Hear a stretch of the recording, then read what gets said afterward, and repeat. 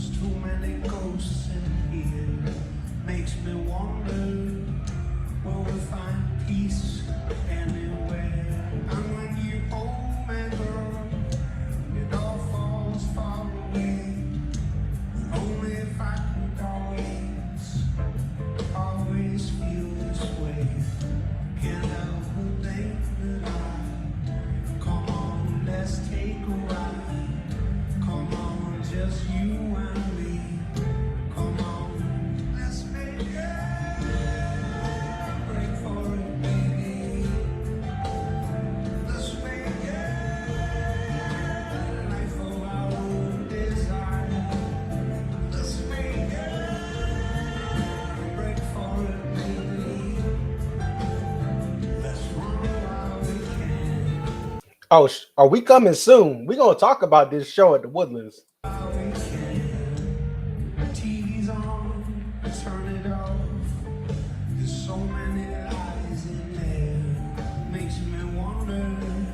Shout out Copper Pop for putting this multi-cam together. Shout out from Mark. He was the taper. Anthony and the other people who took the video here. Big ups to them.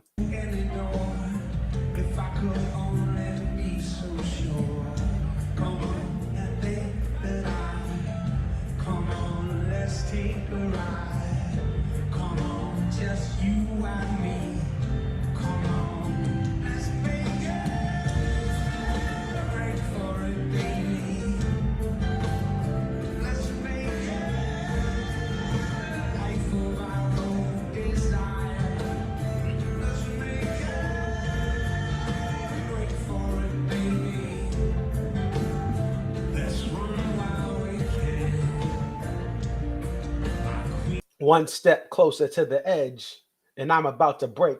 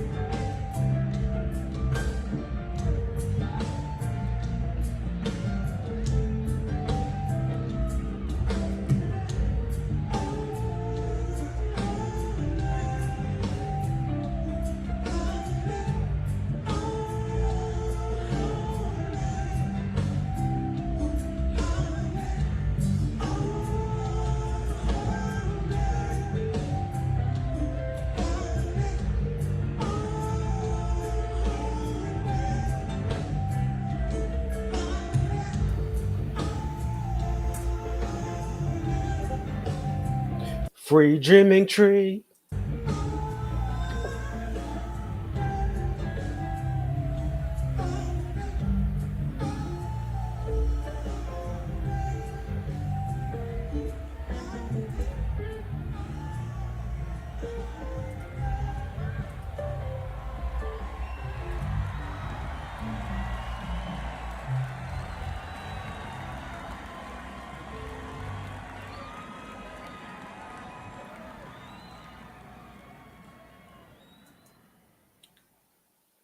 Back at home. What up? What up?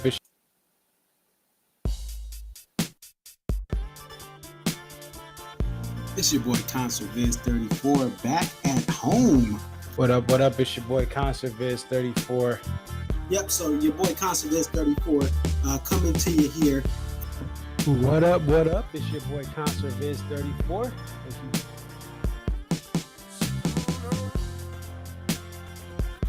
Aria. Okay, so this is Aria, and just tell us a little bit about yourself and about your love for the Dave Matthews games.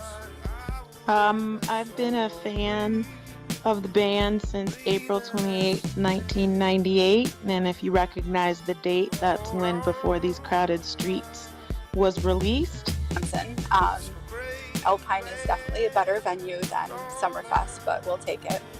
I think I've been going to shows for about 20-something years. I always tell people, like, compare DMB to now to when I first started. And I got started, in my opinion, I feel like I got started late. Like, I was at the very end of the band's prime. I feel like that 03 to 06 was like the end of the prime. 07, 08 was like, you know, we're at the very end. And then when Roy passed. But Dave really, this is the thing. Dave has put, Rashawn has been assigned the quarterback of this team. He is the coach, the play caller. He designs the jams. Dave just shows up and plays whatever he's going to play.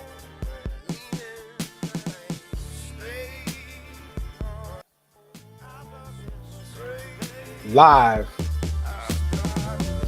from somewhere in Connecticut, it's your boy Concert Viz 34.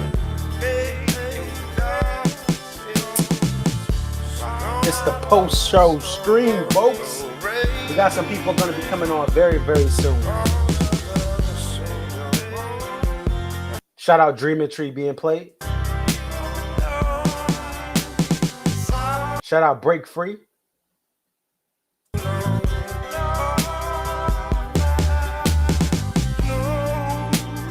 Shout out Break For It again.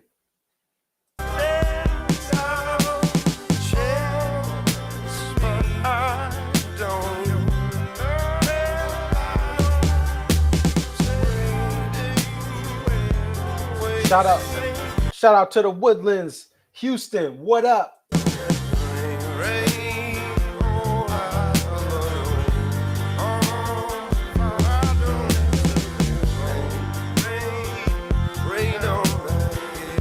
What up to the 713, huh? What up to the 281?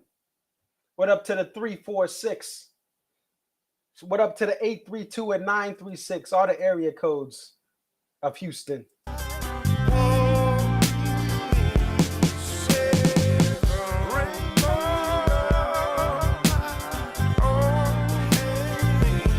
Don't forget to subscribe. Don't forget to subscribe. Look up there. It'll show you. Hit the like button, folks. Hit the like button.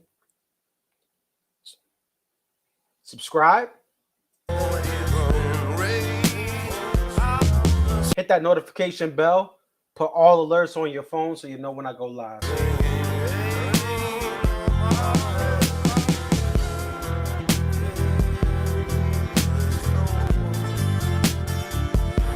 What up, Connor? How you doing?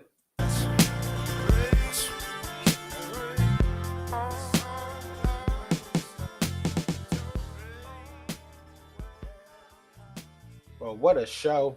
What a show. What a great two-step.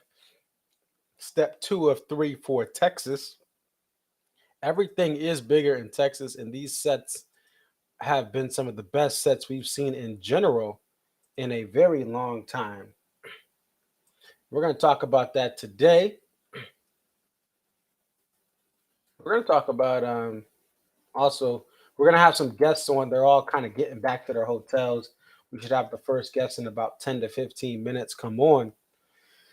And what I got today? Today I got the Allman Brothers Band t-shirt on.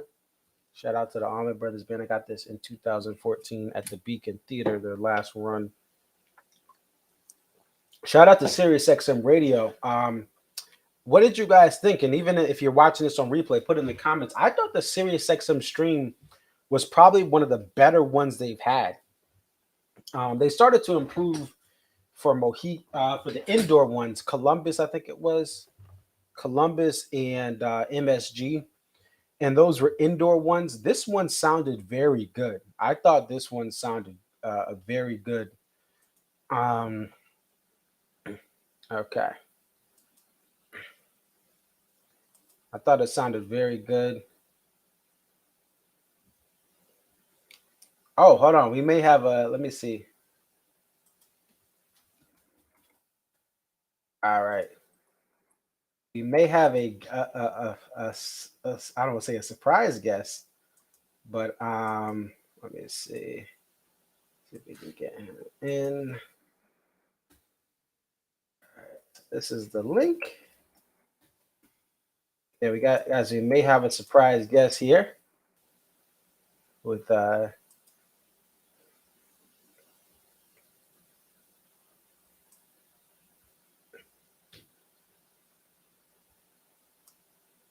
see. I'll try to get Ari in here as I think he's gonna hold on, let's see. Let's see if he gets on here. Buddy, the new jam at the end of Jimmy Thing Can Stay. I personally prefer it over any covers they did. Absolutely. You had for Jimmy Thing today, we had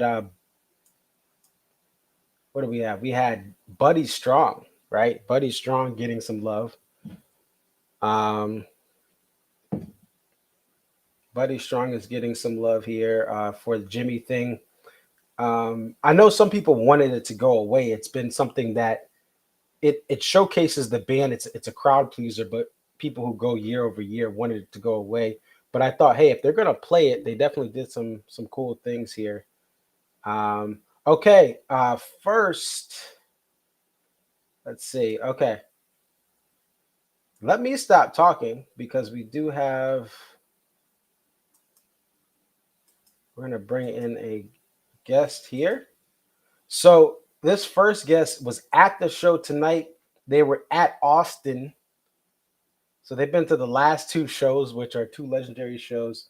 So let me just make sure we can get this set up. So coming literally just getting back from the show, we have Fatima. Fatima, how you doing today?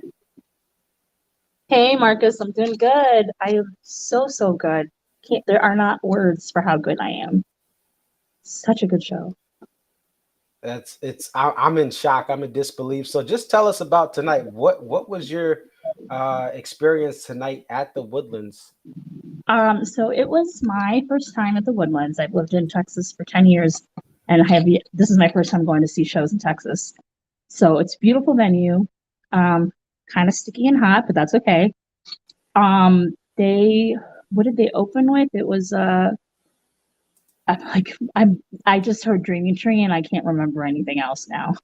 It's okay. My jaw it took like 45 minutes for my jaw to come from the floor back up as I'm listening to this on Sirius XM Radio. So the first song was You Might Die Trying. Yeah, that was so good. Just they played like flawlessly. And it was I loved it as an opener. I've heard it a couple times, but this is one of my favorites. I'm probably going to say that a lot in this conversation. And how many shows have you been to overall for Dave Matthews Band? I'm kind of like, if you're comparing with, I'm a diehard super fan, but I just didn't go for a lot of years, and so I've been a fan for a long time. But today was number 11, so kind of sort of a modest number. But I'll tell you that I am with 11 shows. I'm very, very grateful because I've heard some really, really good stuff tonight and other nights too. I was gonna say, I mean, you have people that have gone to 20, 30 shows and have never heard Dreaming Tree, never heard Break Free. People have gone to 60, 70 shows and never heard Break For It. Yeah. So for 11 shows, I mean, the last 2 nights alone, number 10 and number 11, you got a lot of great things here. And I will say this, I'm somebody who I didn't start going until 2012, but I've been a fan since 2005. So it's okay. It happens. I think it happens to a lot of people because, you know, you have this idea of what the fan base may be like, and you don't know, how do I get to a show? And I like them on iTunes. I like them on LimeWire back in the day, right? But how do I get to the show? How do I find my way and belong in this community? So You Might Die Trying comes, and then you have so much to say. Anyone Sees the Bridge Too Much. Now the red guitar comes out, right? And they play Idea of You. Did you think they were going to play Shotgun again, or? I actually not for that one, because for some reason right after Warehouse, because it was such a good Warehouse, when he was fiddling with the guitar, I wasn't looking at what guitar it was, but I thought for a second, oh my gosh, is he doing Shotgun again? And the guy next to me was like, no, it's Dreaming Tree, and I lost my complete shit. So sorry, can I swear on here? But no, Idea of You, I did not expect that, and it was such a welcome surprise. That's awesome. And so I'll tell you, the Sirius XM stream, you could hear someone yelling Shotgun, so I thought the red guitar was there. Yeah, I think it was. I have to go back and look. I didn't take much video or pictures because I just wanted to kind of be in the moment. But I really like the Idea of You, and it's a little different than how it was how they used to play it before, but I still love hearing it. So it's always a treat. That's awesome. And you get Break For It, and we get Break Free. How did you feel about experiencing those 2 nights in a row? It was unbelievable. Like night one, I was in utter shock, like truly speechless. And I'm one of those fans that I'm always like squawking, singing in the background because it's just what I do. But I just wanted to absorb it all. So to hear it again today, I am so grateful. So I'm really, really hopeful for the DMB fam that this is going to kind of come in a sort of regular rotation, hopefully. So I'm hoping you catch it at your shows, and all my pals who really love that song, really hoping to hear it.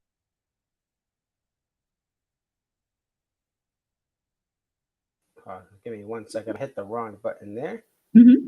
Yeah. So, and I know Richard just said in the chat, 2 songs back-to-back nights. Listen, I will listen to Break Free and Break For It for the rest of this tour.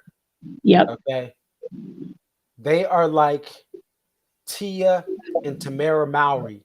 I will watch them in the 90s when I was sitting there as a teenager, like, oh my gosh, they're so amazing. I will watch them every night. Okay. Yep. So there were 1, 2, 3, 4, 5, 6, 7 songs. Now, also, guys, keep in mind, Richard, this is not a 2-night stand. And this is the first shows of the year. Usually in Texas, they do have a couple surprises, but they don't have Dreaming Tree. Mm-hmm. They don't have, Shotgun in Texas every year. So this is one of these things where you have to say, listen, the band's going to get into a groove. It's going to take a little bit of time, but hey, if this is the beginning, imagine what it's going to be like for Deer Creek. Imagine what it's going to be like for SPAC. I do want to ask you, Fatima, how was the sound? So you go to Austin, you said 2 nights ago, it was amazing. How was the sound at the Woodlands compared to Austin? So I'll be honest, like the sound at Moody Center was really clear, really good. And, it's always a little different when you hear it in an amphitheater versus indoor. Sound was good today, but it wasn't like flawless, but it doesn't matter because the set list we got, the performances we got, even like you said, it's early in the tour and they're kind of like just sort of warming up because when they get deep into other dates like Alpine and SPAC and those kind of things, they'll really like pull those out and like, excuse me, really perform those songs like really, really well. But yeah, the sound was phenomenal. And I'm sorry.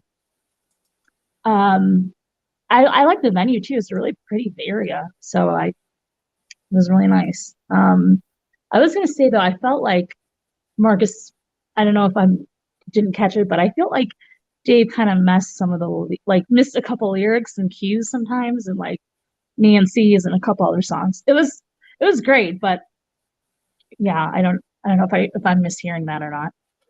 I know there were like some transitions that seemed a little bit awkward. I think Walk Around the Moon, I want to say I thought I heard a little bit of a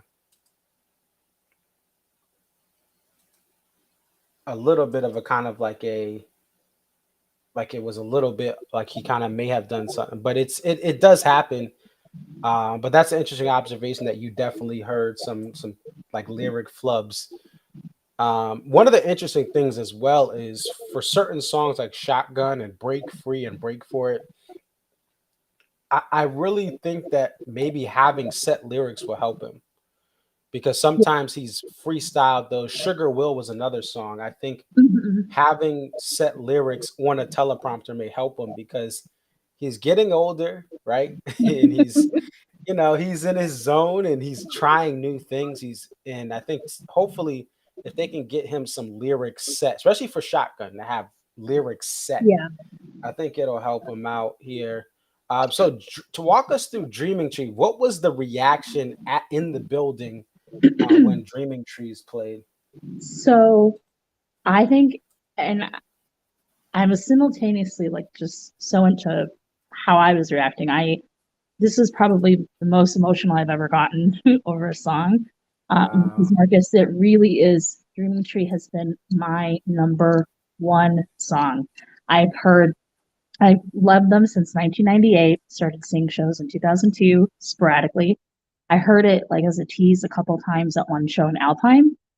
But today to hear it, I was just jaw on the floor. And I really was. I'm a very emotional person. This is who I am. But I was crying and it was so cathartic.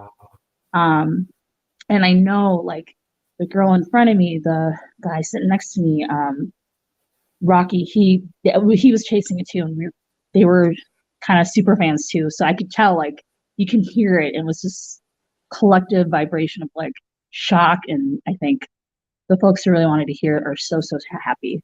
So yeah, that was my moment. I really, really loved it. That's awesome. But that's just, this music is powerful. And like you said, you've been a fan of them since 1998. And even though you've only gone to 11 shows, none of that, it doesn't matter how many shows you go to, just the fact that, that moment hits you, you're not expecting it, right? You're not thinking, okay, yeah, they're going to play Dreaming Tree, like just, right? And it comes, and that's the power of music. That is kind of how I felt with What You Are at Madison Square Garden last year. Remember, you messaged me then too. Yep. Yeah, that is why you go to concerts. That's why there's all the headaches, all the lines, and the potential that these shows could be canceled. Yes. Without notice. Like you show up to the venue, could be canceled, but all of that is worth it when you get that one song. It doesn't matter what they play after that, right? There could be someone, talking the rest of the show, but you got Dreaming Tree. No one can take that away from you. Exactly. And I mean, we are so lucky as a fan base because even with all the uncertainty, like you said, shows could be canceled for whatever reason. People couldn't show up because they're sick, COVID, all that. This fan has done everything to be there and show up because they know they love the music, how much we love them, and vice versa. So, I mean, I think we're really, really, truly lucky as a fan base for sure to really follow such a great band, Absolutely. So compare the crowd. So, like, how was the crowd in Austin versus how it felt tonight, as far as like makeup, energy, passion, environment?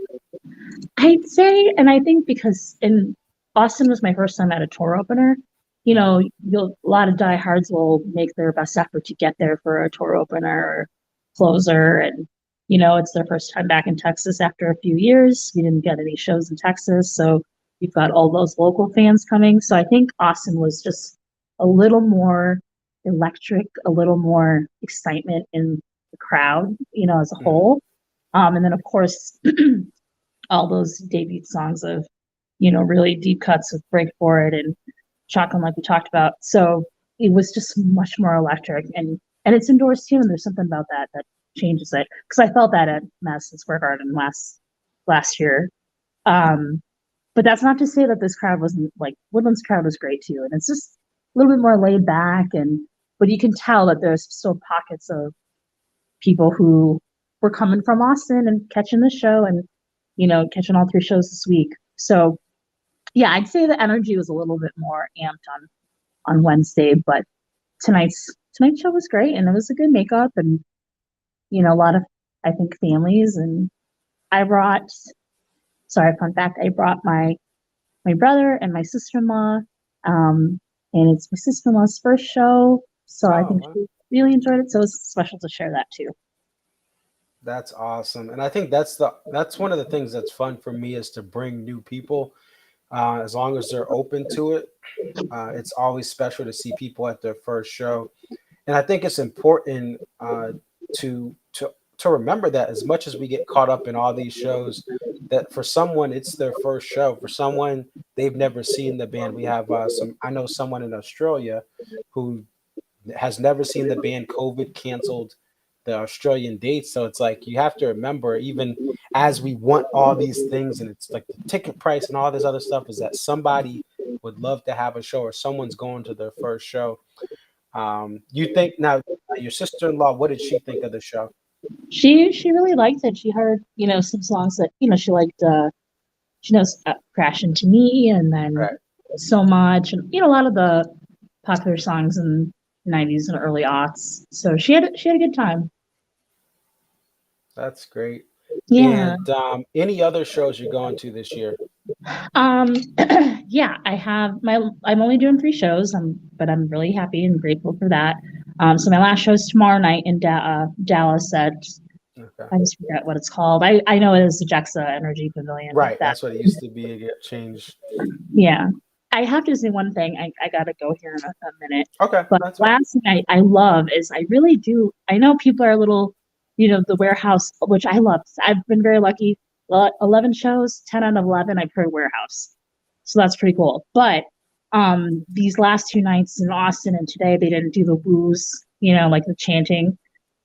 I kind of am okay. I mean, I like it both, you know, but this kind of reminds me of, like, older Warehouse, like how they played it earlier before the woos. Yeah. But I do like it as a mid-set. It was kind of mid to end set, you know, place. I think that's kind of fun. It's different than, you know, like expecting it as a closer. Right. Oh no, yeah, it was open last 2 nights ago. Not the exact end tonight. No, that's a great point, that when it's not at the end of the set, it is pretty cool to have that mix, you know, to mix up, and that variety, just moving a song, like moving some of these, like, Idea of You and Break For It right at the beginning, it changes everything. I want to thank you so much, Fatima. Thank you. We'll try to see if you can't make it tomorrow. Don't worry about it.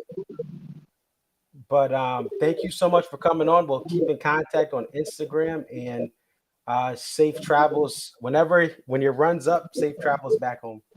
Thank you, Marcus. Thanks for having me. This is really fun.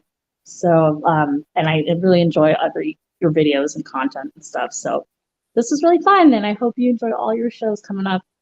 Thank you. On the East Coast. Appreciate it. All right. All right. Take care. Peace. All right. Goodbye. All right, folks. So next up, we're actually going to have a guest who does a lot of great things for Dave Matthews Band Radio and for Sirius XM Radio.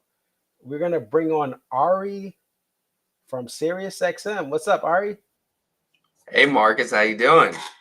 I'm doing well. My jaw was on the floor before I got on, and I had to pick it up and get ready for the show. But what a show out in Texas! Right? Right? It was fun, huh? How'd the banana bread turn out?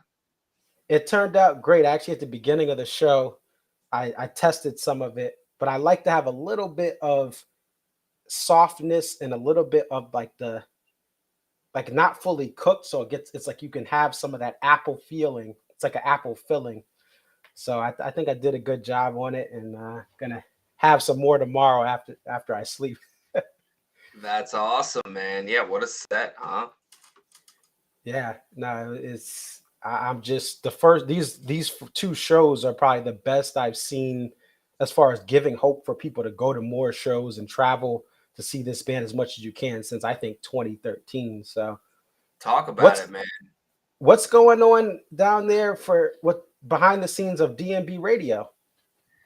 Well, we're broadcasting every Friday night that the band is live, and it's a beautiful thing. I mean, the mix was dialed tonight. I just want to give a lot of credit to both Josh Horn and Rob Evans, who do an amazing job behind the scenes, getting this show sounding great every week. And Dave and his band, my goodness. I mean, Dreaming Tree, Break Free, Carter on Break Free was just like the pocket. My God. Was sick. Absolutely. I was excited to see Break For It back in there, 48 hours later too. I was kind of on Wednesday going, on Wednesday, really? Like you want to wait for the next one, but like here we go. It's great. It's great tunes, and bodes really well for this summer and the year ahead, I think. And look at you, man, all smooth, moving from one guest to another. It's great. Yeah, I'm learning. I've been doing this. This is my second year doing this, Awesome. and I'm doing the best I can. And You're killing it. I think that this show, the sound, I agree 100%. The sound was very good, and I have to respect all of your crew down there, because I know that outdoor amphitheaters, already humid down there in Texas, to get that sound live back to us at a quality level, it takes time. You guys have had different things over the years where there's wind in Chicago, right? There's a thunderstorm. You have complete cold weather. There's been some shows on Fridays, it's been chilly and it's been almost near freezing. And then it's just, I love the progression of how the sound has gotten better as you guys have tweaked different things over the years. That's awesome, man. I really appreciate your ears and you saying so, and you recognizing that and noticing it, because it's something that we pay attention to all day, every day, every minute. And those guys just continue to level up, and all we want to do is put, these guys on the level that we all know that they're on. And tonight was flames, man. It was great. They sounded great and sounded like they were having fun. And you're right about the elements. In addition to that, Dave's band in general is a bear to mix. It's a bear. I mean, you got the horns, you got the this, you got the that, you got the other thing. You want to make sure the acoustic guitar is right there. You want to make sure the vocals right there. You want to make sure Carter is right there and Fonz are locked. And there's everything else too. So it is a challenge to mix on any genre, in any context. It is, just top flight entertainment as far as I'm concerned. But I'm biased. I love the shit. Yeah. And that's the thing about them, is because most bands, you're going there to see Ehh and John or Billy Joel, which I've seen both of them, and everyone else is just kind of turned down. It's about them. But DMB, it's not just a trio, right? It's not a quartet. You're looking at some of the other jam bands. They have every instrument, all six of them matter. And to make sure they're all perfectly blended, it like you said, it's definitely a very difficult thing. And what's going on for people that, I know a lot of people tune in just on Fridays sometimes because they want to hear that live Dave Matthews Band show. What's going on during the week that may intrigue some of the fans to listen in to Sirius XM and DMB Radio? Look at you, man. I would say, that whenever you want to turn up Dave and tap into what he has to offer, the channel is there for you. We've got some really fun things planned for Memorial Day weekend. That's going to be nice. They're not playing on Friday on Memorial Day weekend, so we've got something else planned with some very special guests that you'll find out about very soon. And beyond that, we're always looking to add stuff and feature the community. You've got What Would You Play happening every week. A different listener takes over. And beyond that, it's just we try to reflect what Dave is doing and provide an outlet for the, community to hit that button, that Dave button, So, there's going to be some fun stuff up ahead. But, most exciting for me is 12 live broadcasts on this tour. And, being able to tap in every Friday, especially right now. I mean, I can't go to sleep after that show. I was like a little behind because I took a break once they got in to the show and helped my kids go to bed and then, caught up. And that's why I was a little bit late jumping on. But like, my God, sounds dialed. Yeah, no, it's great. And one thing I'll say is I'm on a couple of different communities here. They got the diehard fans, the fun fans, the poster addicts.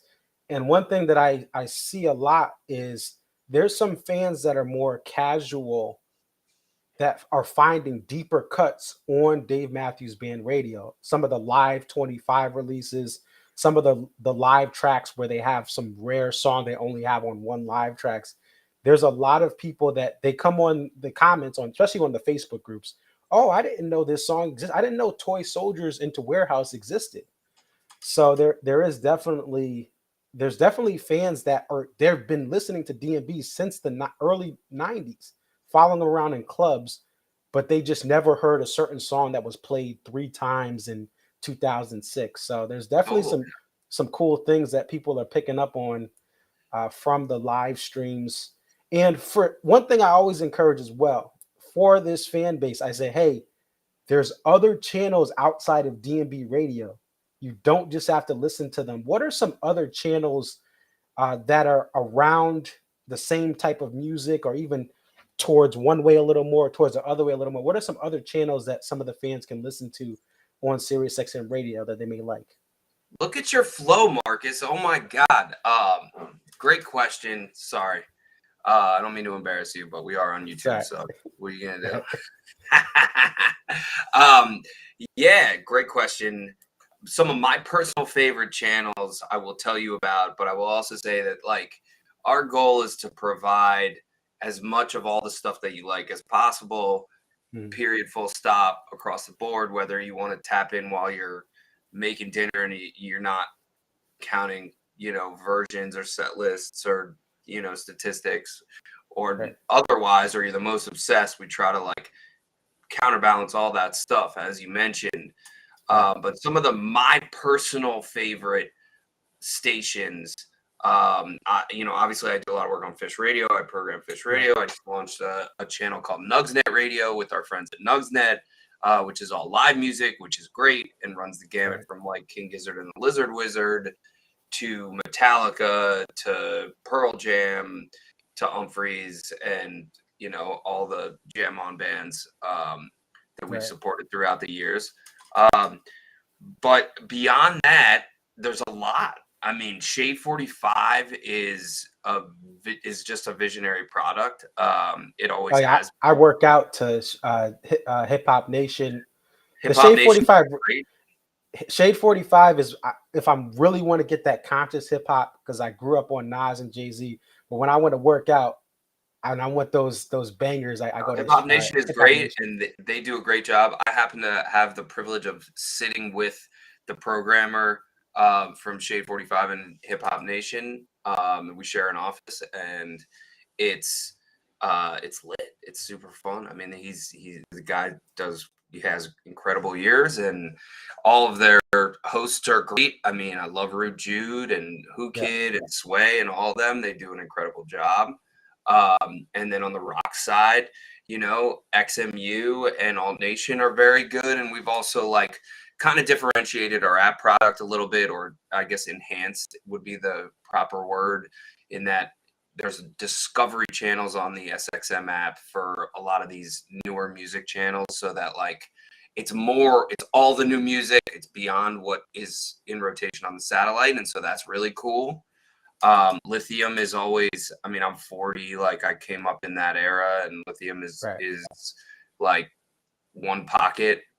Soul Town, my mom raised me on Motown and funk and soul, and so Soul Town is great. And beyond that, there are more. I'm sure that, like Chill, and I'll tap into Diplo every now and again. I'm a big fan of sports and Howard as well. So really whatever my ears are pointing me to is where I'll land. But those are just some of the places that I usually do. That's awesome. And then one thing I will say, with how you say you try to do it for everyone, I think one thing, a lot of fans that come on to this channel, they're diehard, but I think one thing sometimes you have to realize is the majority of the fan base is not tracking down every song. Now for certain jam bands, that's different, but for DMB, there's fans that are learning new things. So I think that I know that your job is hard in the sense that you have to give for every station. You have to kind of balance it out. But the one thing I wanted to ask you is, there's a lot of fans who only listen in their car. Mm-hmm. What are some of the benefits to having the app? I have the app on my phone here, and I have it on my laptop. I listen to it. What are some of the benefits of having the actual app where it's just stream only, versus just having it in the car? What a question. This guy, like, I surprise him. I tell him, oh yeah, I'm going to tap in, and look at these questions, everybody. Listen to them. Well, okay. Thank you for asking that. Appreciate that. I'm really glad you asked, Marcus, because let me tell you. No. The thing about the Sirius XM app is that you've got play, pause, stop. There's on-demand functionality. You can listen to the Friday Night Concert series whenever you want. The shows go up the next day. There's interviews, all kinds of content, and not just on Dave Matthews Band Radio, but beyond that, there's podcast content, right. Stitcher. Beyond that, there's a lot of just on-demand audio for you to peruse at any time. But I personally, for my specific use case, like, tonight's a perfect example. Like, we put the show on the air, and like my kids wanted to stay up a little bit later. They're 5 and 7, so great. They're supposed to go live around 8:40. Okay, can we stay up till 9? Sure. Make sure the show gets on the air. Everything sounds good. Mind the P's and Q's. Check it out. Okay. Pause on the show down here in the studio. This is my studio, by the way. Okay. And put them to bed. Spend 30 minutes doing that, come back down, pick up on the exact downbeat that I paused it on, right, and go from there. So it's really nice. And I mean, I'm a huge Howard Stern fan, and all those shows and interviews, there's a ton of video on there, etc. So yeah, the app is definitely the way to go. And the last thing I'll say about it is that the audio fidelity is so much better than satellite, just based on the delivery. It's 2 separate signal paths. So the satellite audio delivery goes through processing from a satellite to space back to your car. The IP delivery is our web browser and internet player, and if you stream it on your TV or whatever, and it's as close to, like, it's hard to explain exactly. I don't want to say it's like lossless, because it's not, but what it is right, as close to the source audio as possible. So like, if we are carrying 320 Mbps or whatever, like if we're whatever the file format is being transmitted at, or comes to us at, and we're playing it out as, it's getting to you at that bit rate or whatever else. So, like, the app sounds better. Do you have a picture of the banana bread or no? Do you have it with you? It's over. Hold on, let me. Okay, let's talk about Dave then. Go on. Sorry. All right, and then we're gonna get to John in just a moment too. He's on. He's waiting. He was at the show. But give me 1 second. Let's bring him in. Let's bring in John. Can you bring in both of us or no? Oh, he's getting the banana bread. All right, I'm taking over Marcus's show right now. He's gonna get his banana bread that he made. I don't know if you've seen Marcus's moment on Twitter where he hears Dreaming Tree drop, but it's classic entertainment when Dreaming Tree starts up and you're like in the process of making the banana bread. It's a moment, and I suggest you go look at it on Twitter at ConcertBids34. Yeah, this is the apple bread that I have. Apple bread. Sorry, apple bread. Forgive me. Yeah. All right, yeah, that's great. Yeah, it's like just stirring up. Oh wait, there's a Dreaming Tree on the first Friday of the year. It's like I thought that wasn't coming until SPAC or something, or until Alpine, but nope, they pulled in. All right, so we're gonna bring in. This was show number 91. Show number 91 for this listener, and he's a loyal friend of the show. We're gonna bring in John Dix. John, how you doing? Can you see? I'm good, man. How are you? I'm doing well. So we got Ari here from Sirius XM DMB Radio. We got the set list up. What was your reaction to the show? I had a good time. Of course, the Dreaming Tree was the highlight for me, since that is my favorite DMB song in the catalog. I was disappointed with the 8 repeats this early in the tour. 8 repeats. That's kind of that's unnecessary. But overall, it was a fun show. The band still had the energy there. Everybody in my section was really good as far as just the energy and everything. So it was a good time. John, how did it sound in the room? How did it sound in the room tonight? Horrible. The live mix was not good inside the venue. As far as I couldn't hear any the horns, but I was like 5th or 6th row on the left hand side on Buddy's side, and I couldn't hear any of the horns. I couldn't hear any of the penny whistle. It was really rough. Were you all the way on the side? Were you in front of the stack on that side? All the way to the side. All the way to the side. I was like, that's like seat 4 in section 101. Yeah, that's tough. Sometimes when you're off the stack, you don't really get the full mix. Yeah, the sound was pretty rough, and some of the vocals were kind of flat too. Marcus, do you mind if I ask John another question? Yeah, go ahead. John, what are some songs that you want to hear that you haven't thus far? Now that we know that like they're digging deep, right? What are some songs that you would love to catch later on this summer? I'm only chasing 2 songs right now. I've been to 91 shows, so I'm only chasing Kit Kat Jam and Busted Stuff. Those are the 2 songs that I need or want. But far as what I want to hear recently, I want to anything just Busted Stuff, anything prior to Busted Stuff, I would love to hear. I'm not really a big fan of Big Whiskey or Away from the World or Come Tomorrow for sure. Gotcha. Cool. And I hear what you're saying about, Texas. How far away is the first gig from the second gig on this tour? Just for somebody who doesn't live in Texas. I think it was like a 2.5 hour drive. 3.5 hours. And then 3.5 hours tomorrow to Dallas.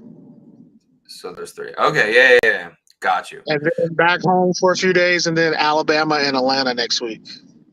You can't be mad at Break Free being played twice, though. I mean, that groove is just... Oh, no, not at all. I'm not mad. I would be upset if they played Break Free and Break For It every night, just so everyone... Because I do want everyone to get those songs.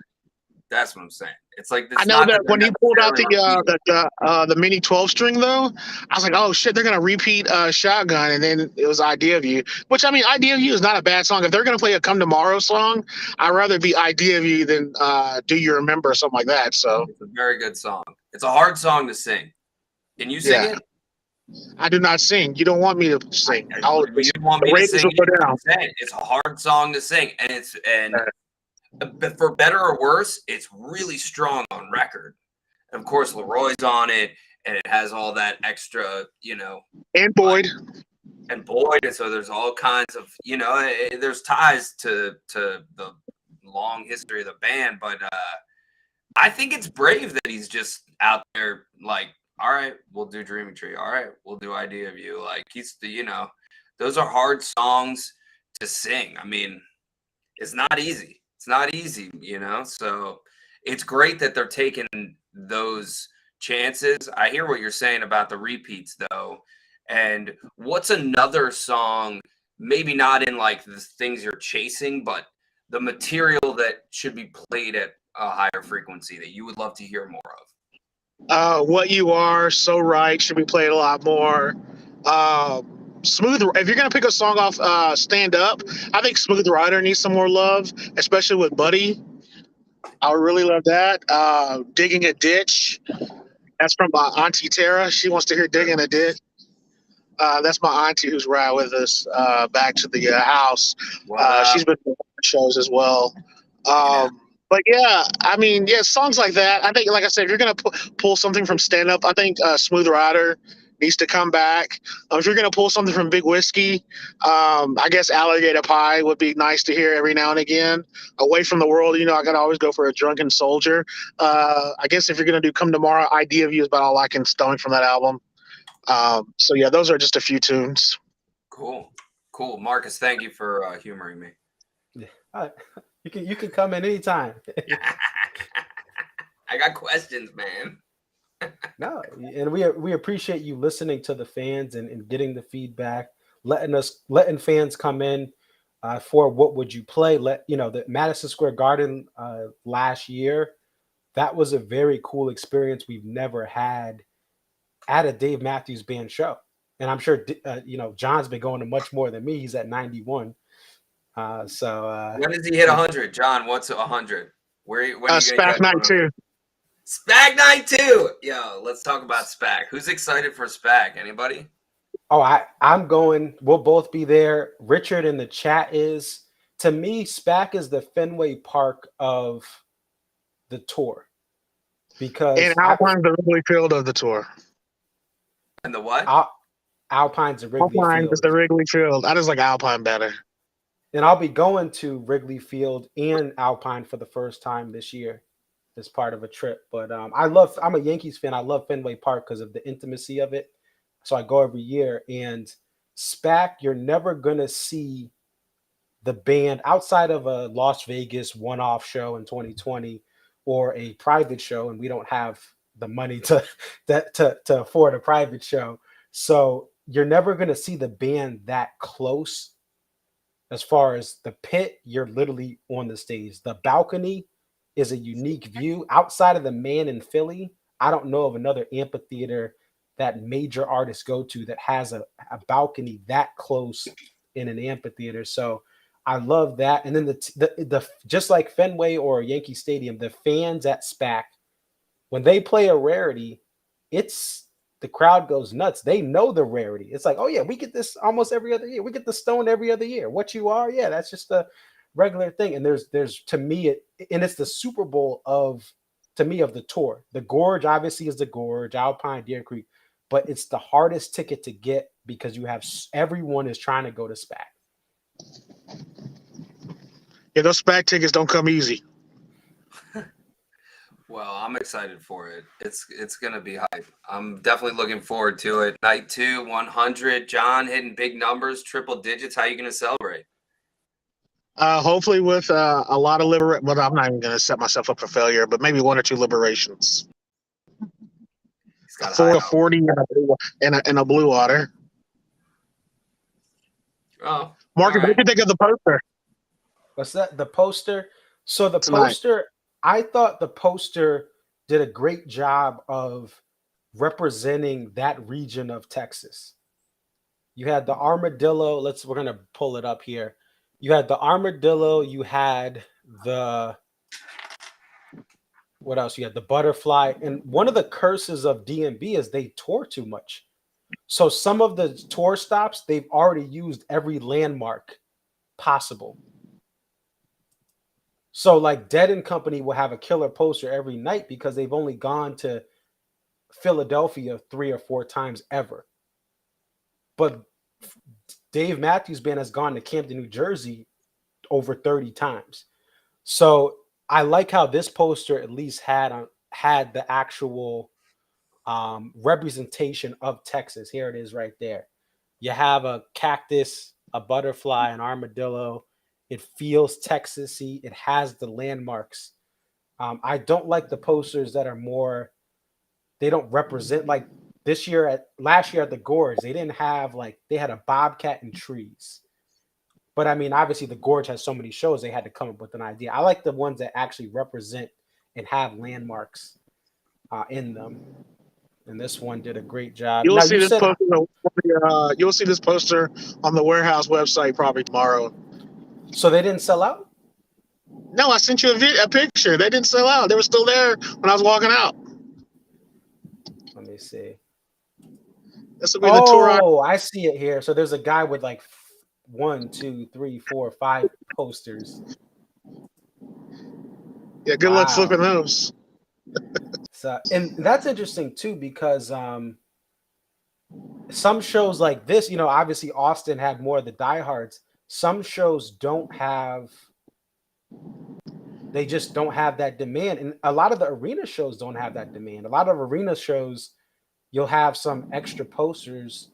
So it's very interesting how some shows there's just not that access. And I wonder this year, John, as you go to Huntsville, you're going to have to let us know, because with the cost of flights, I don't see as many diehards traveling to they don't travel to that area as much anyway, but it'll be interesting to see who goes to the shows and buys the posters at the shows for the non-big weekends. If there's a middle, I'm trying to think of another. I think there'll be a lot of casuals at week shows. Like a Raleigh or Charlotte.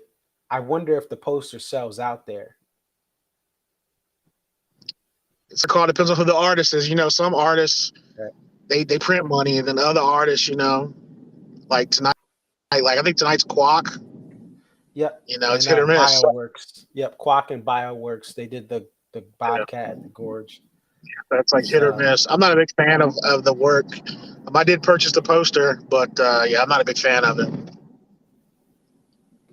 Why did you purchase it then? Hold on. Let's talk about it, John. So what? Why did you purchase the poster if you're not loving it? I don't know. It was there. It was $60. Why not? Just to have it. That way I don't have buyer's remorse later if I did want to have it in the collection. But I like to pick up every poster I go to now. So, it'll go in the closet and sit there for a while. I may frame it one of these days, but it's not on the must frame list for sure. But it's good to have it. It's only $60. Right.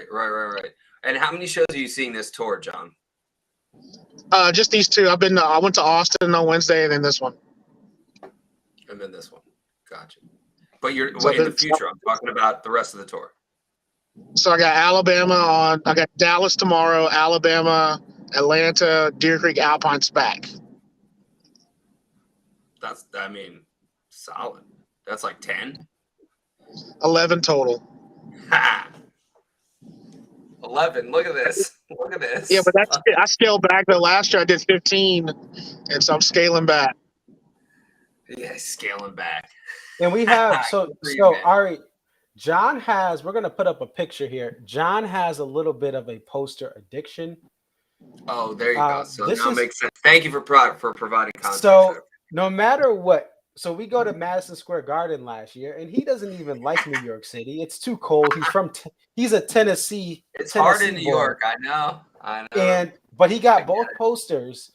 But he has an addiction, just like I'm sure you see it with Fish too, because I know people I know that go to Fish. Those posters are hard. I remember going to MSG a couple weeks ago. Just like people just buy the poster no matter what. John lines up. He lines up early, and he gets the poster. So this 3 now right here. He has the show poster, the tour poster, right, for the actual, like the Dave Matthews Band official tour poster variant, whatever the variant was. And then what was the third one, John?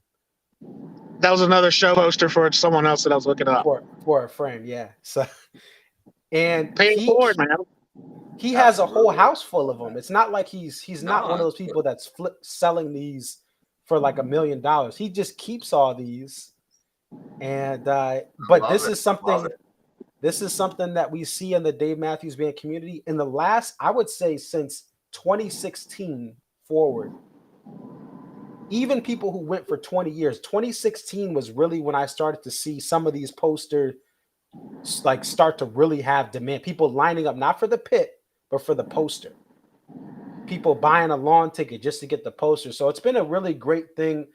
The fan base has fallen in love with people like Chuck Sperry, Todd Slater.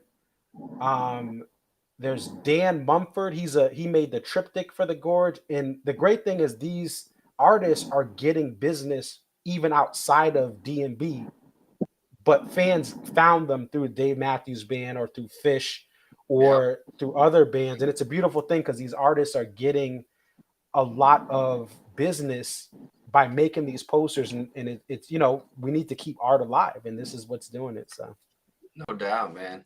Absolutely. That's great. Appreciate it. I mean, the art game is real, and you know, you can have a memory from one of those experiences that, you know, even if it's a fleeting moment, it's all a series of moments. And like, you know, any show is going to be hit and miss across the board. Like, it's not going to be all of one way or another. And so like, if you can capture that moment and you can like recreate it in your mind and you can like be reminded of it, it's a beautiful thing. And I think that's, you know, part of what fuels the art game. And I think it's an awesome thing. And like you said, Marcus, it's, you know, paramount that we support these really talented people. It's awesome. And it's Mission Dave. I mean, you're talking about Pearl Jam, you're talking about Metallica, you're talking about Chili Peppers. Like it goes well beyond, you know, our neck of the woods for sure. And I'm glad that it does. John is a Tool fan as well, and he's seen the madness of when the gates open for Tool and a poster is up there. They only print like 50 though. Well, that's what creates the madness, right? Supply and demand. Yeah, Tool posters. I don't even stress myself out about Tool posters. And then they don't allow you to look into it. So then you have to like babysit the posters. It's not worth it. Fair. Well, I'm glad that you guys at least, you know, got some really, really exciting things to hold on to tonight. It's awesome. And, you know, as far as set lists go, I will say that like Digging Deep is a great general bucket for Dave and for his crew and for everybody that helps put set lists together. And it's awesome that, you know, they're conscious of certain songs that fans really want to hear, and they want to both diversify and keep it interesting, keep it fresh, keep it fun for them, and like really check the box for everybody, you know? I agree 100%. And I'm willing to take, so there's songs I don't like as much, but when you have a show like Austin or the Woodlands, I'm okay with certain songs I'm not a huge fan of being played because they're giving me other things. And I still enjoy those songs as much, you know, even though it's not my favorite song, but that's all we're asking for. And John's the same way, right? We talk about this all the time. If we can get a Shotgun or a Dreaming Tree or like a couple years ago, Sugar Will or a Captain, if we can get just one of those songs and then everything else, we're fine. And I think with both of us, we try to be self-aware that, again, most fans don't know Captain, right? They're not going to know that song. So when they play that song, even at a Hartford or even at a Gorge, like I remember Drunken Soldier it was liberated on Sirius XM Radio. That was in 2019, the Friday night concert series show. And the lawn where I was, people didn't know that. They were like, what is this? And I'm like, this is the best song from, arguably one of the best songs from Away from the World. I ran a marathon crossing the finish line to this song. The fan base loves this song, but a lot of fans didn't know about that song. So we're very aware, at least John and I are. We try to be as aware as possible that, listen, we know Dave has to put on a show for everyone. And we still hope for those, just like, we want to get those deep cuts, right? But we understand that it has to be a balance. And like you said, these last two shows are the greatest example of what a balance looks like, what giving people every little thing, slow songs, fast songs, a cover, right? New songs, old songs. These last two shows have really set the tone. And I think as we look to the ticket sales, because there's still lawn tickets, some uppers available at some shows, I think more people are going to add some more shows after these first two shows, because this is just, again, I haven't seen chasing. That's the worst. That's the worst mistake I make every year, man. Don't do it, people. Don't chase songs. Don't chase shows. Unless you're adding Spec, Alpine, or Gorge. But don't be like, I'm going to add Brandon, Mississippi. I'm going to add Rogers, Arkansas. Don't do that. If you want to do that, but just don't go trying to hear one song. Like, hear the catalog. It doesn't matter. It's fine. Go to those spots. It's not that you shouldn't go to those spots. And John, to your point, like, obviously the energy is different in Spec, it's different in Alpine, it's different at the Gorge, it's different in those places. But I wasn't anticipating Break For It and Break Free in Texas, of all places, like from the jump. I mean, so as far as we know, everything's on the table. And it's a really exciting thing. It's cool, And listen, like Marcus said, you're going to get a little of this, you're going to get a little of that. And at the end of the day, if you're just trying to go and vibe and have a good time and hear the catalog, then you're a winner. You're going to be. I have to say, like, and I swear I'll get off of the soapbox eventually, but like this show tonight, like, was another level. I mean, as far as audio quality, and John, you got to listen back on Sirius XM tomorrow or on the app or whatever, because like the mix was knocking at home here. Like, that's what a lot of people were saying on my group chat. We were just like, it was. I mean, and we pay careful attention. We listen every single stream. That's multiple people. It's multiple engineers and like everybody and programmers and blah blah blah. And everybody's, dialed and talking about it. And tonight, I mean, I got to give those guys credit, and it's a joy, man. Live music season is back. It's lovely. I'm glad to be back. God, how great is that? It's great. And actually, I have some statistics here that I wanted to go through. So one thing I looked up here during the show. Oops, let's see if it'll. Oh, it's not changing. Hold on. Let's see. So for Jimmy thing, I saw it was played at the 7th slot. And thanks to our friends at antsmarching.org, I was able to find that the last time it was actually played at the 7th slot last year once at Pilgrimage Fest. And these are some of the stats as far as the last time it was played at the 6th slot, the 5, the 4, the 3, and the 2 in the opener. So it'll be interesting to see if they continue to mix it up here and have songs like Jimmy Thing be played at the beginning of the show. For instance, the last time it was played in the opening spot was Madison Square Garden in December. So it'd be interesting to see how they rotate songs around here.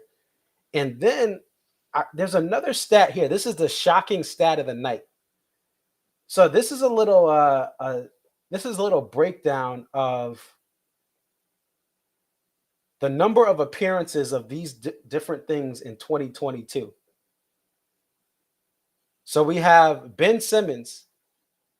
He hasn't played in any games this year, but Dreaming Tree has been played once. Oops, this is wrong. Shotgun's been played once, and Break Free's been played twice. So, ladies and gentlemen, Dreaming Tree has had more appearances than Ben Simmons. If you would have told me that in 2016, I'm a Sixers fan, that Ben Simmons would have less appearances than the Dreaming Tree, I'd have been like, yeah, right. Nah, Ben has to have them beat. So this is an amazing stat. This is as of 9:43 Central Time. But yeah, so Ben He's said, hurt. "Who would have He's thought?" hurt apparently. He's hurt, yeah. he had to get his back. They said his back hurt, but I think he needs a backbone. He needs a bacchiotomy. He needs a couple Yeah. of them. But that was, yeah, those are just some fun stats I had from the show. And then I had a little write up. My favorite thing though was the subtleness of break free and break four. Actually, I'll pull it up here. We'll put this slide on. But you made to me, this graphic for this. Yes, I was busy at work. Look at this kid, y'all. Look at this kid. So both of these songs. This is awesome. I love it. It's I don't have a stack. I don't have a graphics guy yet. So this is a one-stop shop over there. Yeah. So that's awesome. So Stefan, I like, and I know I've told you, Ari, Fish Radio got me into Fish last year during the pandemic. Listening to them, since I've picked up on Fish and I have the live Fish app, I listen to Fish Radio. One thing I like about Fish is because it's less people, obviously, that are playing. You can hear more of Mike Gordon on bass, have more of a presence because you don't have a trumpet. It's not like the Trey Anastasio band. It's just those four guys. So I love how Stefan on a song like Break Free or Break For It, there's times where you can actually appreciate just the bass, and there's wide open space for that bass to be heard. And with Tim, I like how Tim, he is like, I call him Tim CDC. He is just a master on guitar. But for these two songs, he has his subtle fills are amazing, because I know I play guitar. It's not easy to do that, but his subtle fills are just enough electric guitar to keep that old school DMB feel. You have Tim there, but he's subtly coming in. He's playing with a clean sound, and it allows everyone else to be heard. And then we go to Carter. Carter, the best thing about Dave Matthews Band is I call it the acoustic percussive greatness.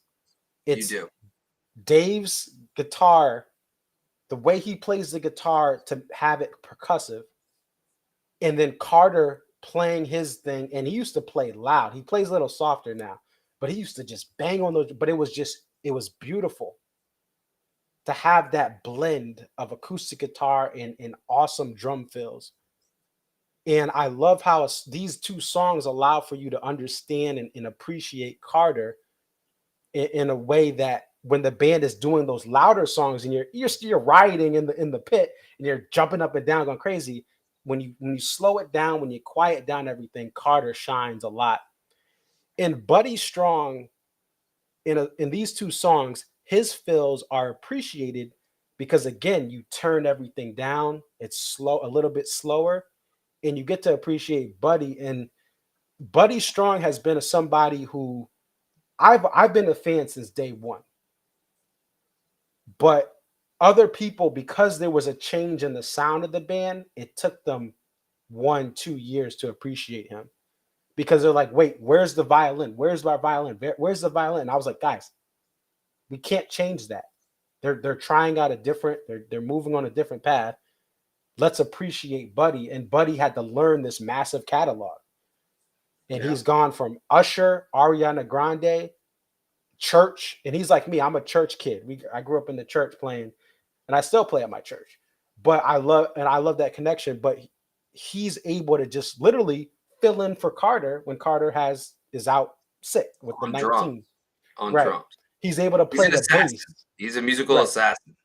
Right. So as he's more comfortable, every year has gotten better because he's learned more. In these two songs, the outros, the fills that he's doing, it makes it that much better. And this is a tough band. When there's change like that, it's tough to win people over. But Buddy, his energy alone has won people over. But now people are appreciating the music. And then Rashawn is the quarterback of this band. people, I know it's the Dave Matthews Band, but Rashawn is the quarterback. Dave goes and says, "Hey, Rashawn, just take care of this, take care of that. Thank you, take care of that." He was like the intern almost initially with Leroy Moore, giving him all this work and learning this band. And then Dave, after Roy passed, Dave said, "Rashawn, you're Roy now," and he's done a great job. There were some jams tonight where he creates these melodies and counter melodies with him and Jeff to go along with whatever the band is playing. And I think there were some really great things that we saw in both of these two songs. And did you make this during the show, Marcus? Yes, I made it during the show. That's awesome. I didn't know these were going to be both played. Once they were both played, I had to hop on. So. You made it. He must have, like, this guy. It's great. Yeah. So this is what I love about the band, and I like more of the jazzy, smooth things where you hear everyone for what they are. I still like some of the loud stuff, but I prefer the jazzier, smooth, classic sounding things, even with the twist. Because even though I like that classic sound, some of the stuff Buddy's doing, some of the stuff Rashawn's adding, some of the things Tim is doing now that he's been with this band full time. He was, a collaborator in the studio, and he was Dave and Tim, but now he's a touring member of this band. This thing is getting really, really good. They're doing a really good job here on stage. So that was some of the things I noticed during the show. I love it, man. I love Kermit the Prog. What's Kermit the Prog one saying? So he said, Last Time Break Free and Dreaming Tree were played at the same show as June 2006. That was a long time ago. Yeah. And Kermit the Prog, he's out in Long Island. He's a taper. He's been on here we talked John Mayer when I was doing some John Mayer content, and he does DMB. He does some other bands. So he's a taper out on Long Island. And actually, we were talking about, have you been to UBS Arena, Ari? Where is UBS Arena? It's the Islanders' new home arena. It's the new Nassau Coliseum? Yeah, right by Belmont. It's right, literally. Did Fish play there in 2019, or did they play the old one? No. No. This opened in 2021. No. I haven't been yet. I have not been You yet. have to go. I'll go. So it's right at the like literally the parking lot. I went to a Flyers game there in January. It's right at the Belmont Stakes. They literally built their arena right next to the park. And this venue, they spent millions of dollars just so that it would literally be the best arena in America for concerts. So they said, the Islanders, this is the home of the New York Islanders. They built it for hockey, but they also said, wait, while we're building this, let's make the acoustics as great as we can for an arena. We know it's not the Beacon, it's not a theater, it's not an indoor, outdoor. And Kermit the Prog, he went to John Mayer there. I know someone who went to the Eagles there. This venue, mark my words, this venue is going to give Madison Square Garden a run for its money. Wow. I mean, that sounds exciting. Those are big words. I'm looking forward to catching a show there sometime. Yeah, and Kermit the Prog, he's been to hundreds of shows, so he's been to everything, and he said the sound's better than MSG. My friend Nick from Boston, he went to the Eagles in Long Island. He said this is the best sound I've heard in an arena. So awesome. I think it's obviously there's nothing like MSG. There's nothing. Basketball, I've seen my UConn Huskies win the Elite Eight. I've seen my dad and I have been to some Knicks games. And I've seen a bunch of different concerts, Billy Joel, 21 Pilot. But I think that the quality of this arena and the fact that they only have one tenant, they don't have the Knicks and the Rangers, they just have the Islanders. I think you're going to see a lot of shows. I think Tool's already been there, the Eagles. There's a lot of, I think they're going to really start to pick up a bunch of shows. Will they get Fish? I don't know. It'll be interesting to see. But this venue, everyone that's been to this venue so far says it's a great audio experience. So that's exciting, man. Another venue, if you don't mind me adding, to get excited about is the Sphere in Las Angeles, in Las Vegas, which MSG Entertainment is also building, and they're putting like a crazy AV experience, like an immersive 4D, projection all around the bubble, and it looks really cool. I'm excited about that too. Yeah, I saw a couple renderings of that, and I think there's another one going up in the UK. I don't know if it's MSG, but there's another one I think going over in UK. But the future of concerts is interesting, and there's money for these venues. Vegas has a bajillion venues. MGM is still, they had Fish there, and you have T-Mobile Arena. You have the Thomas and Mack doesn't really have concerts, but then you have the Raiders Stadium has some of the bigger stadium concerts. So the future is bright. There's a question here. Have you heard the Batson sessions before? Mark Batson is a badass. He's a really, really talented and extremely seasoned, experienced producer. Okay. And I like when he and Dave work together. I think it's like really exciting when Dave collaborates with any talented, transcendent producer on any level, in any context, in a given time. He doesn't need to, but he can, and it's a wonderful thing. And, part of what this band is doing right now, at least what I heard tonight, was a very 2022 musical approach. I mean, that sounded like current. And Marcus, when you were going through your amazingly detailed infographic earlier about, what each band member does in those specific songs that we were excited about tonight, the thing that dawns on me is like, there's a classic element, but there's a current element too. And if without the current element, like, you're stuck on Horde Tour. Like, we're, Patchwork and Patchouli, 1994, and that was great.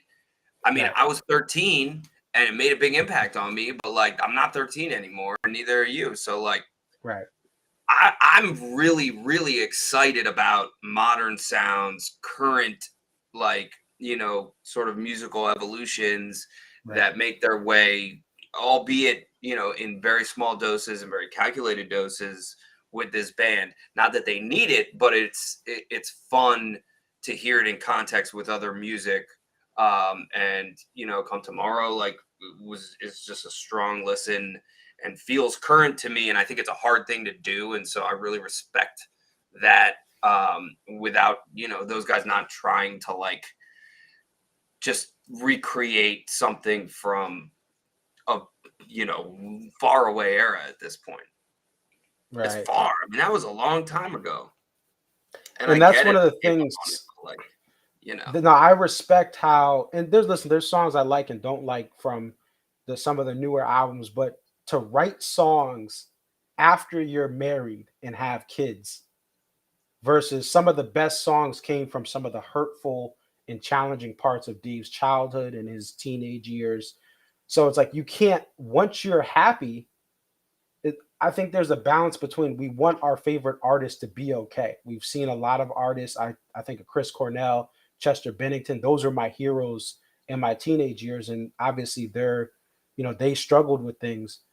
The thing that, even though Dave isn't writing those songs like Before These Crowded Streets, the one thing I love is that Dave is happy, right? He's human, but he's happy. Has a family, his, twins. I think they just went to college or graduated college, or I think they just started going, like they just graduated high school. But he has a good life, and like you said, the content's going to evolve. It's not going to be Horde, or it's not going to be opening up for the Grateful Dead in '95. It's going to be, listen, we're Dave Matthews Band in 2022. I'm in my 50s. Carter's in his 60s. I think the question this listener is talking about. So, and it's okay if you don't know about it, but there were some sessions that the band did in 2006 with Batson, and this never made it really to an album per se. Mm-hmm. At the time, they just did Yeah. some sessions, and then they like never released it. And then some of Right. these songs have been released. So in that session, Come On was on Come Tomorrow. Idea of You made Come Tomorrow. So when Right. they That's went where back they with took the Roy Batson, parts from. yeah. But there's also this session. Now, the thing was, this session was leaked online, kind of like, and DMB went through that with some of the older 2000 songs with the Lily White. So there's like the Break For It and Break Free were part of these sessions. Totally. So there's audio that was released, not rightfully so, but the fans heard it, right?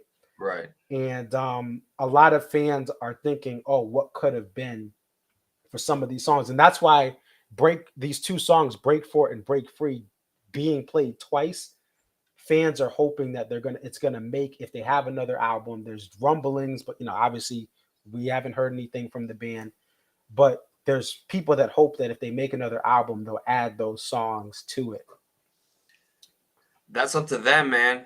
I mean, Right.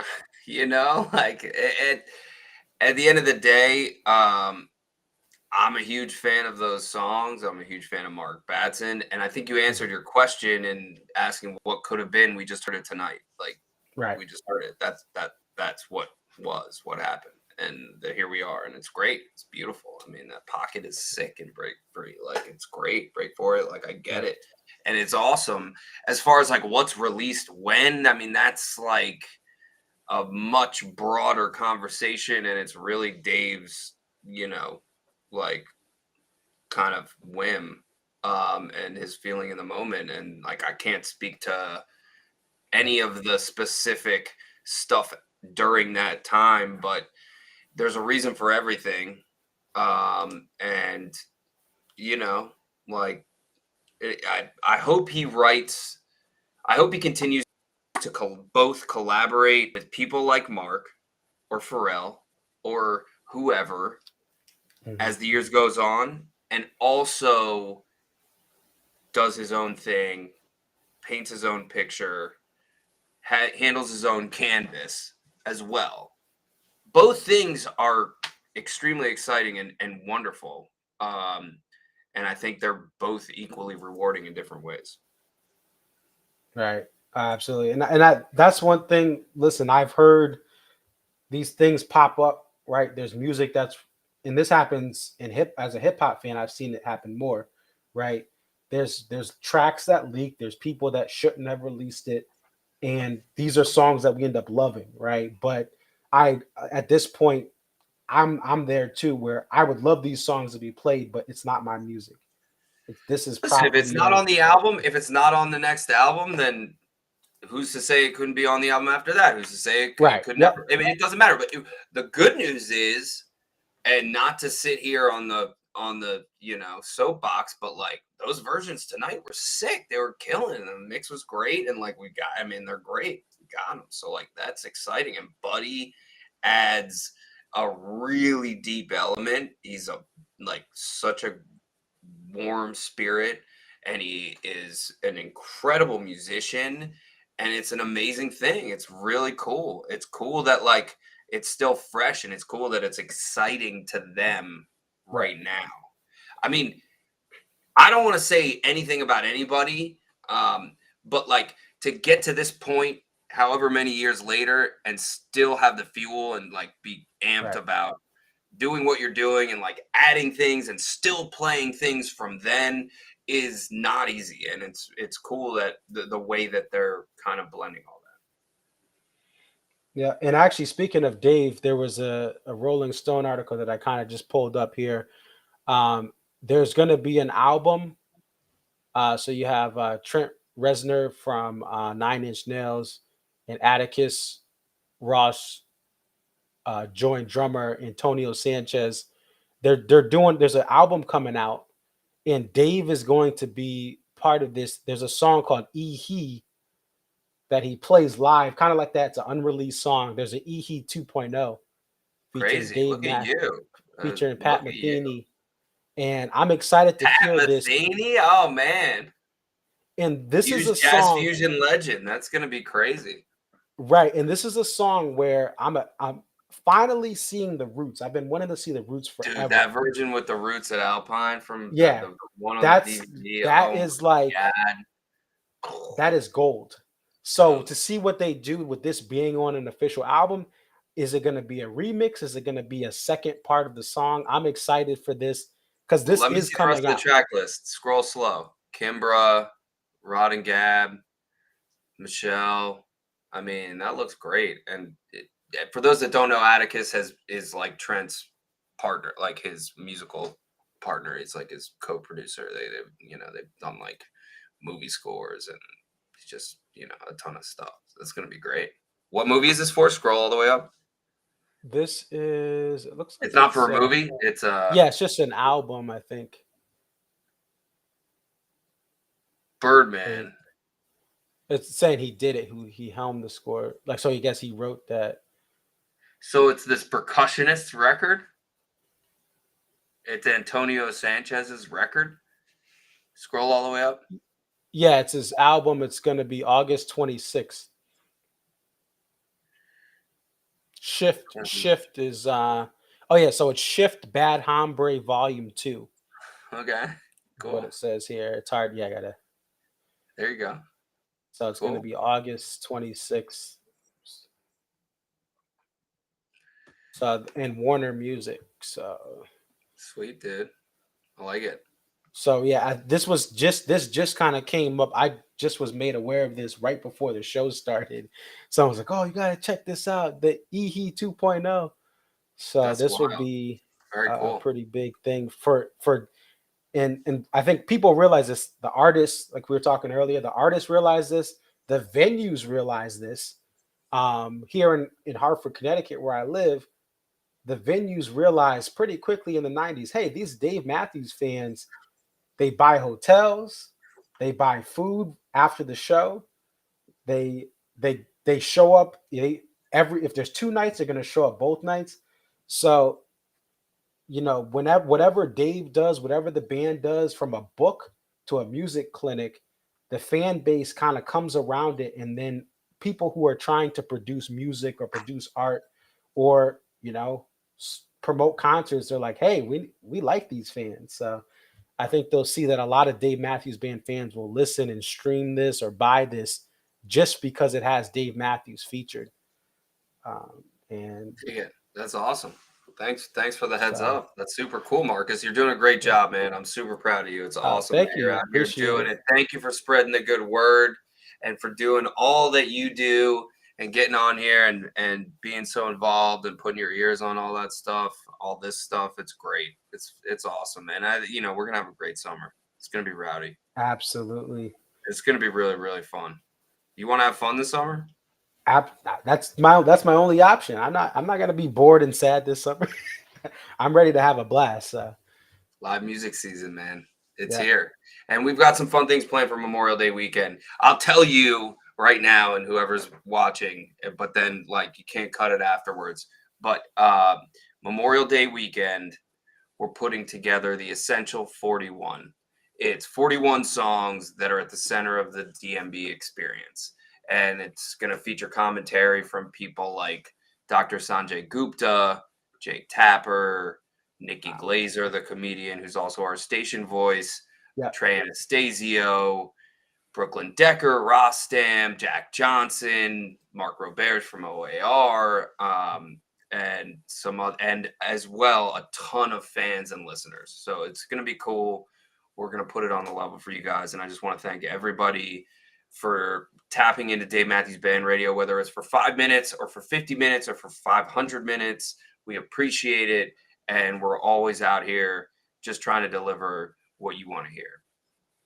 Well, before you leave, Ari, we just want to say thank you, because before DMB Radio, the pilot stages for some of the albums, we didn't have the experience that Fish fans and Humphreys and String Cheese fans have to tap into a live show. That's just the way it is. That's the way they, the band just didn't have that ability. And because of this station, we've had the live experiences and the venues, the live shows. Literally, we all huddle around our people are at pools. People have backyard projectors to listen to Sirius XM, and Love it. they'll Me have too. people's IG lives up, and they have the radio up too. So we thank you so much, you and your crew and the band, because the band had to open up and allow you guys access to their catalog. This has been something that has really invigorated this community, which is we're all getting older. We're having kids and we're, getting married, and we're not 17 anymore. But when we see that, when we get all these interactions, it makes us say, hey, like John, I gotta be at that show. I gotta listen to Sirius XM. I gotta be Memorial Day weekend. I'm bringing my phone, Bluetooth speaker, and we're listening to these 41 songs. So thank you so much, Cool. and you have a good rest of your night. Yeah, man. Appreciate everything. Stay well. All right. Peace. All right. So we want to thank Ari for coming on. That was not planned. That was a couple while I was on the air in an interview. He wanted to come in. So we want to thank Ari for coming on. Kermit the Frog, are you able to come on tomorrow? I think tomorrow will be better because it's 1:29. But Kermit the Frog, if you can come on tomorrow, we would love to hear from you tomorrow. Are you available? Because I think I'm going to have to wrap it up soon. I am. It's been a great day, but I got to get some sleep. Got a long day tomorrow. But thank you guys for hanging in there, especially because, again, this was, I wasn't expecting Ari to come on and break news about Labor Day. And we had two great guests here. And like I said, if you enjoy this, if you're watching this, again, if you can't make this live show, watch the replay. Watch the replay. I want to make this a space where we have Dave Matthews Band fans interacting and talking about these shows. Oh yeah, you're right, Greg. Shotgun was in that session as well. That's what my intro song and soprano guitar, which is that intro song you hear every time I come on, which is just it was like a hip hop drum track type, the intro.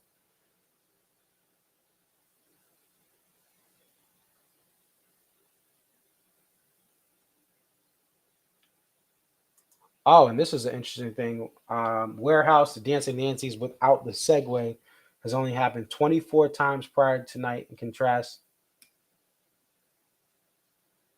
oh my gosh, I didn't even notice that. We had a reverse Nancy's Warehouse. We had warehouse. Oh my God, I didn't even notice that. Kermit, thank you for picking up on that. That is another crazy thing to have the reverse. So if you're new or you don't know, most times there's a segue. Dancing Nancy's in the Warehouse. This time it was Warehouse into Dancing Nancy's. So that is thank you for pointing that out, because there's just these last two shows have been crazy. Let me see if I can do some other stuff. Richard said Gaucho would have been nice. Now, and I'll talk more about this tomorrow because, like I said, I want to head off. But what I will say is I like the idea that this band has new songs in rotation. And then they're taking old songs and reinvigorating them to sound new. And then they have the classics, right? I think that is so I know people want, like someone, Hines and Jen said they wanted Come On, right? And that's an okay song, but to me, it's not about like getting all these rare songs from the last couple of albums. I just want them to start to remix some of their old material and give us some new material, and then give us some of these rarities like Break Free, Break For It, a Dreaming Tree, Night 2. That is crazy. That's really what I want. And listen, I mean, flights are expensive, but if you can drive to a show, if you're within 8 to 10 hours of a show, if you're within 6 hours or 3 hours, whatever you're like the most you can drive in a day, I would say go to that show. If it's a lawn ticket, if it's in lower, it's an upper. And guys, if you're going to some of these southern shows, you can't sell a Brandon, Mississippi ticket for face value. And that's not a bad thing given how good it is. There's only so many people are going to be able to go to Mississippi last minute. So if you live in Mississippi or you live in Alabama, go to Huntsville, go to Brandon, and you'll get a ticket below face or at face value. But this is going to do it for today's show. Again, I want to thank Fatima. I want to thank John. I want to thank Ari, obviously. And thank you guys. Kermit the Prog, Greg, which is Groton27, DMB Fan 91. Thank you guys for being on. Mike guy. Oh, Mike, I think, were we trying to get you on? I'm sorry if you weren't able to get on. I know we. Okay. I don't know. But anyway, thank you guys. Connor was on. Connor is always on. He's always there early. We appreciate you. You were right there. First comment in the chat. Guys, don't forget to hit the like button. Don't forget to share this. Let people know to watch this. And if they watch this show, it's an hour and a half or hour 42 minutes right now. You'll be able to get some information about Sirius XM and some things going on for this upcoming Memorial Day weekend. We did break for it to begin. What we'll do is we'll end with let's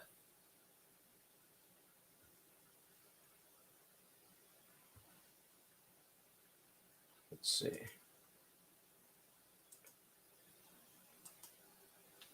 We're going to end with something else here.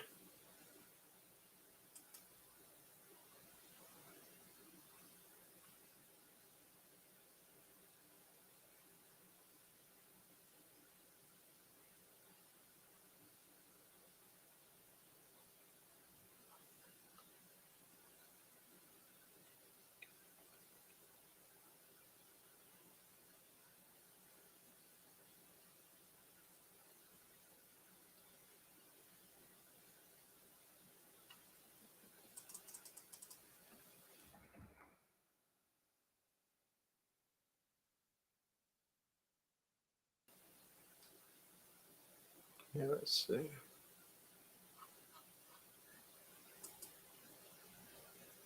Give me one moment, but again, I appreciate everyone for being on here.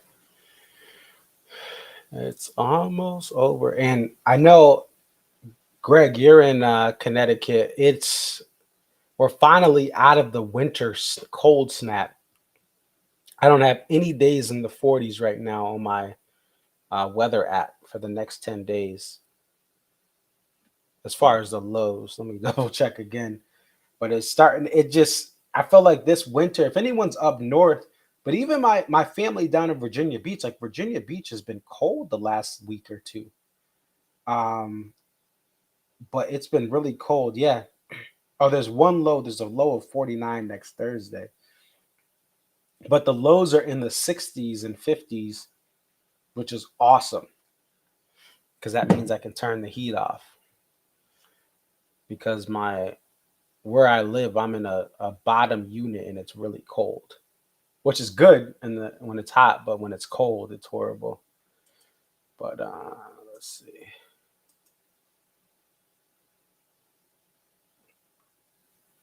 All right, what we're gonna do, we'll end with break free. We started with break four, we'll end with break free.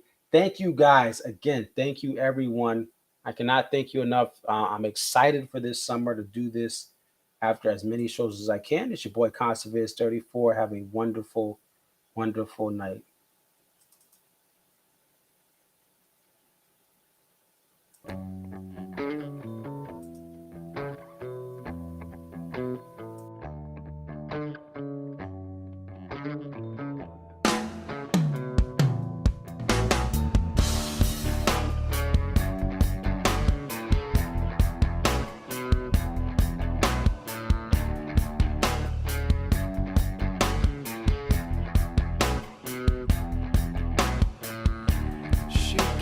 a wicked ride. Yes, she does. She says I'll make you wanna climb right out yourself. She said to break free, you might have to give up and die. But I was thinking I'd love to get inside you. I'll drink your poison if you fill the car. You make me crazy, baby, don't let up. 'Cause if I'm falling, I don't wanna stop. I give up everything to have your love. I drink your poison if you fill the car. I drink your tears, don't you cry, cry, cry, cry. She is a wicked high. Yes, she is. She goes down so hard she might never come back. She's gonna break free the way she loves to laugh. But I was thinking I'd like to get some of that. Girl, drink your poison if you fill the car. You make me crazy, baby, don't let up. 'Cause if I'm falling, I don't wanna stop. I give up everything to have your love. I drink your poison if you fill the car. I drink your tears, don't you cry, cry, cry, cry. She's gonna break free. She's gonna break free. She's gonna swear.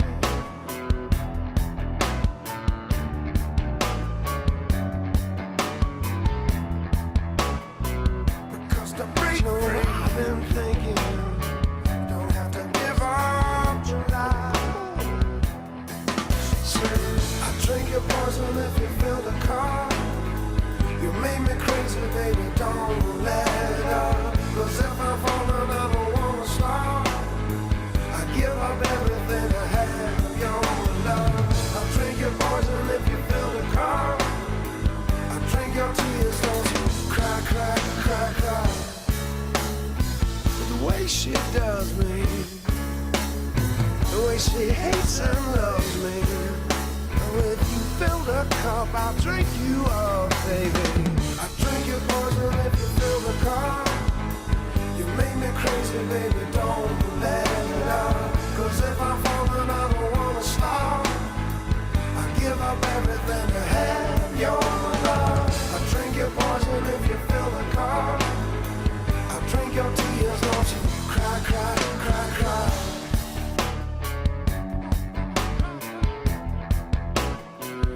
Gonna break free.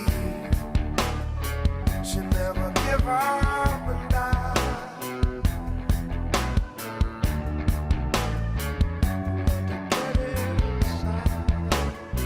Because to break free, you don't have to give up and die. She said.